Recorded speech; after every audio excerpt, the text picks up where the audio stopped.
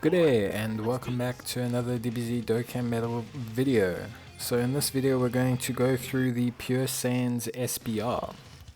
So Pure Saiyans SBR is pretty, well, it's one of the tougher ones I want to say, but it's gotten a lot easier over time due to one, the strength of the free-to-play cards that you can use, and two, yeah, just obviously the progression of the game in general. But yeah, so in terms of the team build that we're rocking today, we are going for a low class warriors Saiyan team build, and it's a pretty interesting one. So obviously we have the agility Bardock as a friend lead, and then we have the Raditz, which is 120% HP attack and defense and key +3 low class warriors lead for our lead, and then the rest of the team is actually going to be made up of low class warriors but free to play units. So we've got the free to play Fascia, we've got the free to play Bardock, we've got the free to play Sugesh, and we've got the free to play Borgos in the team. So we actually have pretty intense free to play lineup. The only other unit that we have in the team that isn't, actually no, I think everyone here is free to play. Yeah. So yeah, pretty interesting lineup. We also, we also have the Great Ape Bardock, who is a new free to play unit that obviously got his easy A. So just in terms of the team in general, just before we kick off and kind of go through the stage, we're busy fighting this first stage here. The team works essentially, so Bardock doesn't do a lot of damage. Bardock does decent damage against Wicked Bloodlines type enemies. He also does some decent damage when he transforms against the extreme type enemies, which is helpful in some of the stages, but he's actually fighting super type enemies for the most part. He just still does decent damage. This is a 2-dupe Bardock that we have as our lead, and he's doing some decent numbers, mainly due to the fact that we have so many low class warriors on the team. But he's not, fully link leveled. He's not got his full links activated all the time. He's not got any support. So he's doing decent damage, but he's not doing incredibly high damage. He's not doing, super mega massive damage. He's attacking defense of 120% and he's stacking his defense. And then we usually transform him as soon as we can, because that obviously gives him a chance of performing a crit and evading enemies' attacks, and he reduces damage received by 18% for 5 turns from the start. So he basically is guaranteed 2 supers, which raises his attack and defense, and he's got evasion, crit chance, a whole bunch of stuff going on. The other main unit that we're obviously going to use is the Raditz. He is pretty important because he has attack and defense of 100%, plus he gains additional attack and defense 100% when facing only one enemy. That's not so important. But he reduces damage received by 50% when facing 2 or more enemies, which is very good. And he's got plus extra 50% attack when he's facing Goku's family or Namekians. So he faces Goku's family in every single stage, which is obviously very good. And then he also, that reduction to damage taken is very good, but also his innate stun that he has when he's facing 2 people, so that 1 turn stun from his passive, plus his high chance to stun from his SA is going to be very helpful in controlling the opposition here.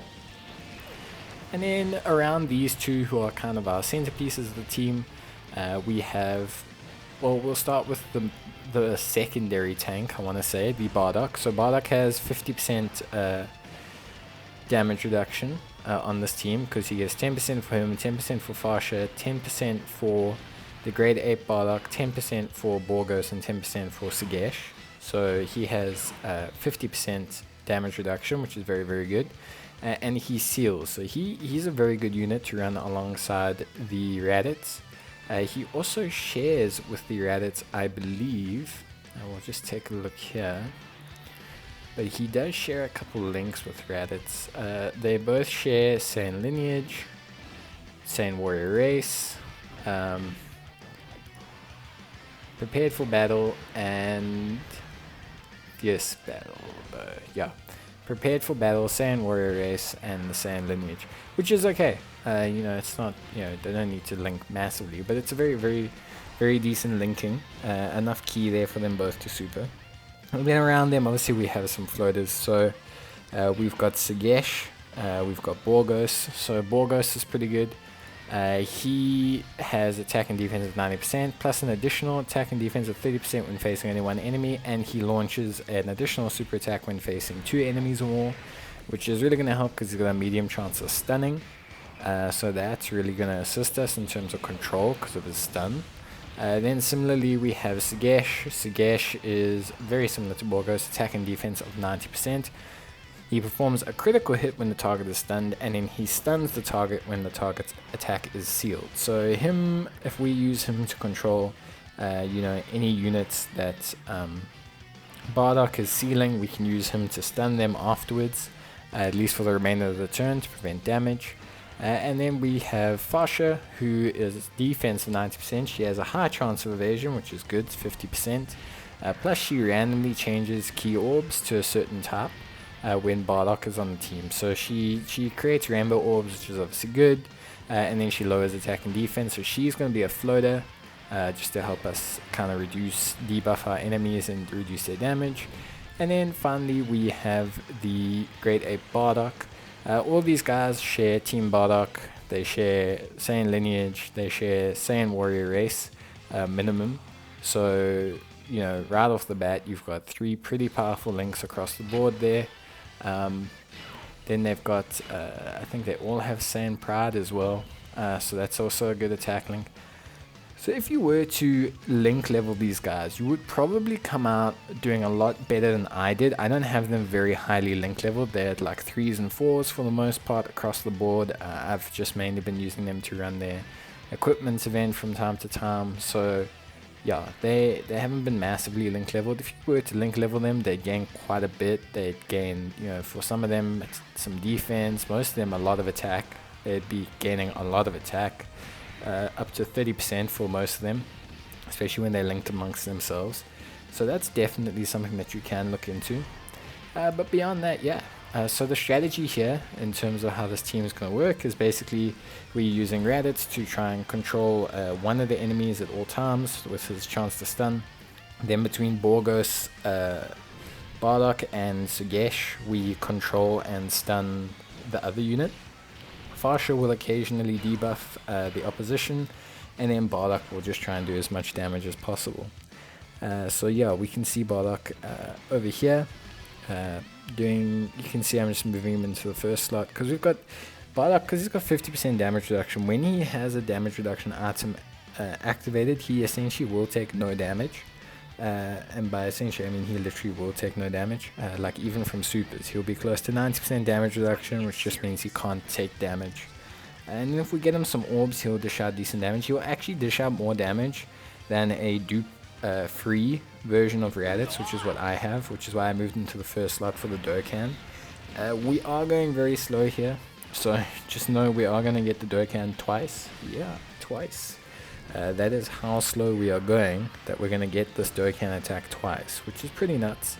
But he does some pretty decent damage, and then obviously we get the seal, which is very good, especially in this stage, where, you know, Gohan can hit like a real truck in this stage. But yeah, so we get the seal, we get the stun with Sagesh, so obviously, you know, not too much damage from Gohan. Unfortunately, none of the 2-turn stuns activated on Raditz, so now we're just kind of sitting in a slightly awkward position of thinking about what we're going to do next. I think here we just activate the item, and then Bardock will essentially just kind of go to town. He doesn't do, like I said, his linking is not great, obviously, with when he transforms, you know, no one's a Super Saiyan, so he's losing a lot of attack links. He's doing okay damage, decent damage, but he's not, you know, critting too much. He's not getting as effective against all types because he's not fighting extreme types or wicked bloodline types. So in terms of pure Saiyan stages, this is not the most efficient pure Saiyan stage you will ever see, at least from a damage point of view. Obviously it's great, we got a whole bunch of free to play cards and everything, but it's, you know, we are lacking in damage. So it is definitely something that you're going to want to like keep an eye out for and just take a look at, especially when you're doing this kind of stage. This grade 8 Bardock, he does really good damage actually. Like he does some decent damage. He's actually, we didn't go through him, so he's a key 1 and attacking defense is 60%. Plus he gains 60% attack when facing 2 or more enemies, which is really good. Plus he gains an additional 60% attack when he's fighting Wicked Bloodlines category enemies, which won't happen. But that main attack buff there is really good, because fighting 2 or more enemies, he gets up to 1.4 million, which is good for a free-to-play card. Again, no links really leveled. He could have an extra 5% attack from Saiyan Warrior Race, 5% from Saiyan Lineage, 10% from Team Bardock, Saiyan Pride's another 5%. So you're looking at 20% off the bat there. Another 5% for China, so he's got 25% attack still on the table, bit more defense, and he raises his attack and defense for 1 turn after a super. So he does increase his damage, he does increase his defense. So yeah, he's really good. I was really impressed with how he performed throughout the stage in general. I think out of all the units, he was definitely one that was impressive, I would say. Sugesh was also pretty good. Once you get him going with the seal, when you get him kind of working in synergy with the Bardock, he can be very impressive. But at the same time, yeah, these units are good. They're not bad. You can't be a bad unit and do, even if you say, oh, you're getting, remember they only got 170% lead. They got 120% lead Raditz. You can't say they're bad. Could they perform better? Yeah, I think if you link leveled them, you gave them like the best gear you could, they would perform a little bit better. But they get through the Saiyan SBR perfectly fine. And for a free-to-play, for a literally entirely free-to-play team, that is super impressive. Could you take the Team Bardock team with just the Team Bardock lead, the 2 LRs? Possibly. I think if you leveled both Team Bardock LRs to the link level 10, if you took a friend that was a high link level, if you kind of geared them up, maybe when they have their full rainbow dupes, I think you could definitely do this entire stage free to play. I do plan on trying it at least one day, but I thought for now I would show, and by one day I mean relatively soon, but I thought for now I would at least show how the team performs when you just run them under a 120% lead. The only thing they're really going to lack in, even with the LR, is just damage. Damage is good, it's going to be a problem. Damage is just going to be a slight problem. So it is something you just need to be aware of. Obviously, also keep in mind, as you'll see I'm checking here, just keep in mind with Raditz that once you move down to one enemy, especially when you only have a Raditz with no dupes in them, you're going to want to really avoid that Raditz taking as much damage as possible. Like he just can't tank at all once. Well, not can't tank at all. He can if you got dupes in him, but at free dupe he just really starts to struggle without an item at tanking, like completely. Like it drops off a cliff basically. You can see they were taking 7k. Remember, Gohan's had his attack and defense lowered, but we silenced him with Bardock, obviously, which is very good. We get the other Bardock. Yeah, these two make very good link pairing. 33k from a type advantage unit, even after attack lowering, is not bad.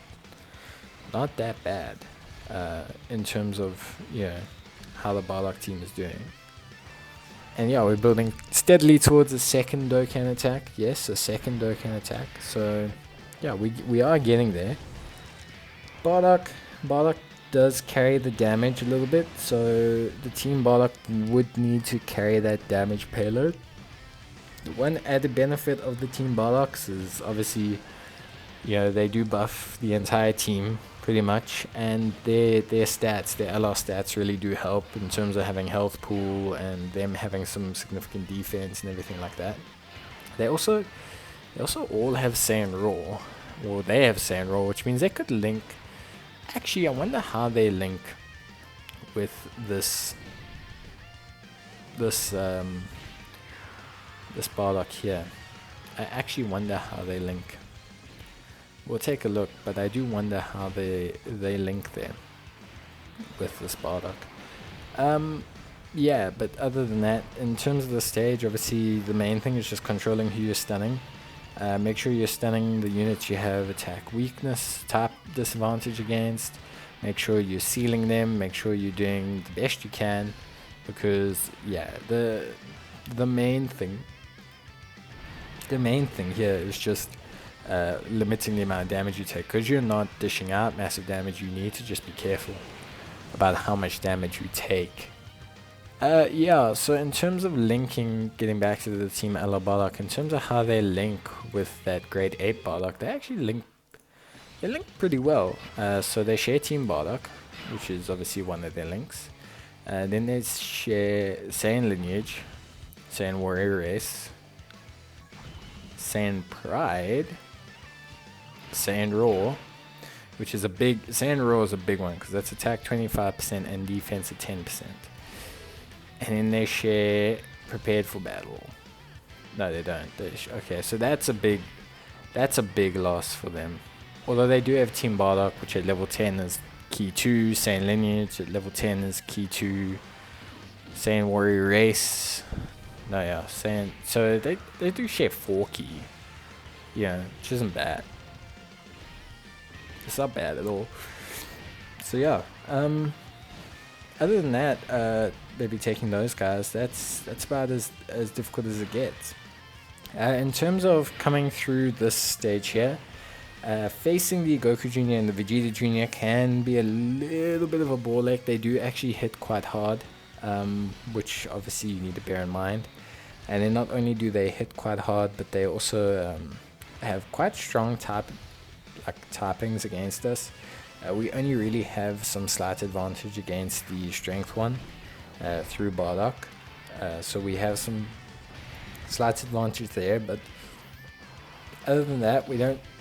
We have Sagesh to take out the Int Goku Jr., but he has a huge advantage against our Raditz, and also he has, even though he doesn't have advantage, the fact that we have to keep trying to stun the strength one from taking out Sagesh, which is arguably the weaker unit than Bardock, not arguably, he is the weaker unit between him and Raditz, means that we just, we have to split stuns here, we have to split seals, we have to kind of control the fight as best we can, and that's really the only way we're going to be able to get through it. So it is something to keep in mind when you're doing this stage. This last stage is a bit of a doozy, so if you can hold back whatever items you want, that would be super advisable.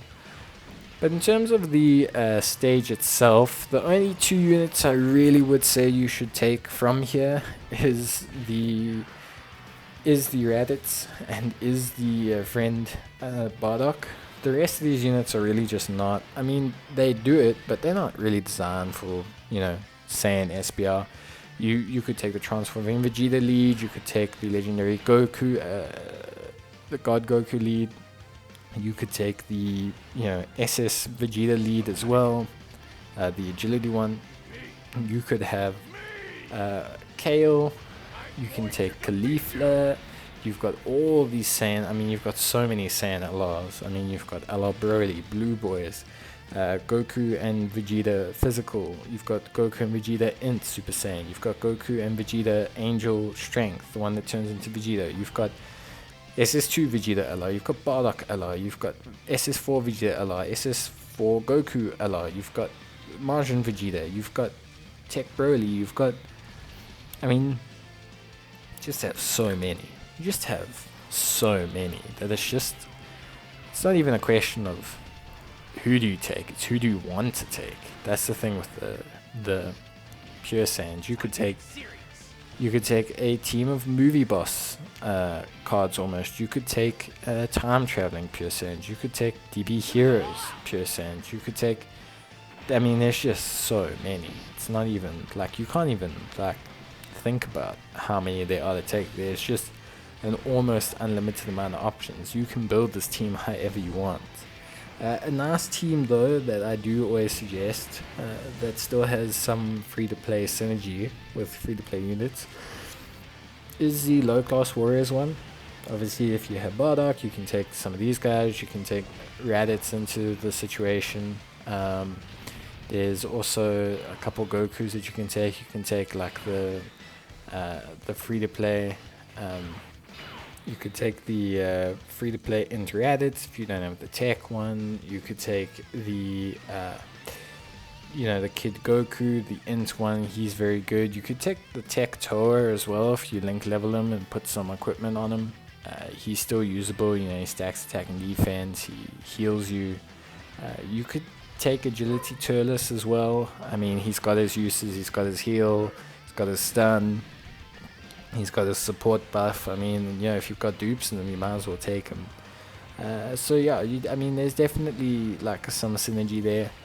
You could take the LR Bardock if you have him, the physical one. Obviously, you won't be able to, take your own as lead, but still, overall, it's got at least a couple free-to-play options to fill up the gap. So if you have Bardock, you can kind of just essentially slot in any of these low-class warriors that you want and just kind of slot them in and make them work.